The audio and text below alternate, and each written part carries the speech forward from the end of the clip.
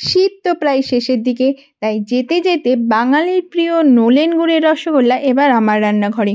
যারা ভাবছো রসগোল্লা বানানো খুবই শক্ত, তারা একবার এই রেসিপিটা দেখো আর বাড়িতে চটপট বানিয়ে ফেলো নলেন গুড়ের রসগোল্লা। প্রথমে আমি রসগোল্লাগুলো বানিয়ে নেব।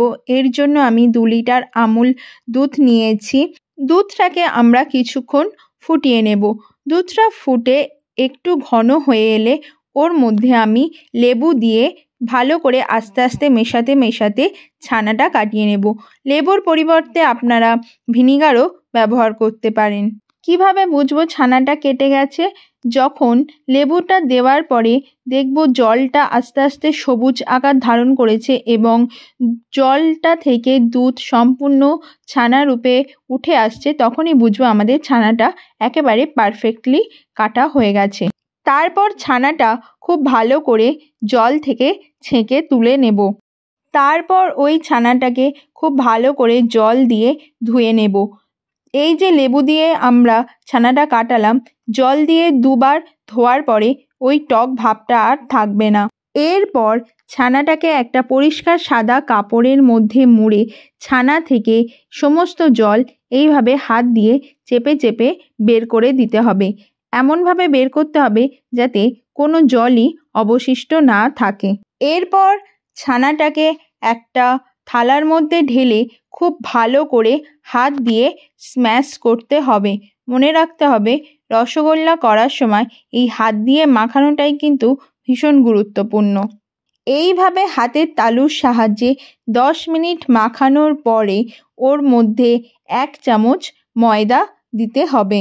ময়দা দেওয়ার পরে আবারও খুব ভালোভাবে মিশিয়ে নিয়ে হাতের তালুর সাহায্যে আরও 10 থেকে 15 মিনিট মাখাতে হবে। তখন দেখব ছানাটা হাতের মধ্যে আর লেগে যাচ্ছে না এবং থালা থেকে সম্পূর্ণ উঠে আসছে। তখনই বুঝবো ছানাটা পারফেক্টলি মাখা হয়েছে।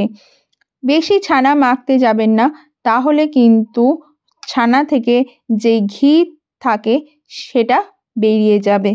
এরপর ওই মাখানো ছানা থেকে ছোট ছোট বলের আকারে গড়ে নিতে হবে। ওর মধ্যে আমি একটা করে নকুলদানা দিয়েছি যাতে রসটা ভিতরে ভালোভাবে ঢোকে।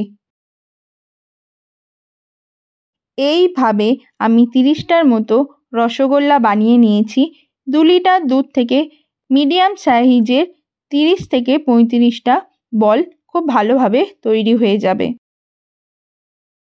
তারপর আমি রসটা বানিয়ে নেব। সেই জন্য আমি একটা নলেন গুড়ের পাটালি নিয়েছি। যেহেতু রসগোল্লার রসটা পাতলা হয়, তাই সেইভাবে আমি জলটা দিয়েছি। দেখো এখানে পুরো পাটালিটা ডুবে গিয়েছে, সেরকম জল দিয়েছি। তারপরে আস্তে আস্তে নাড়তে থাকবো।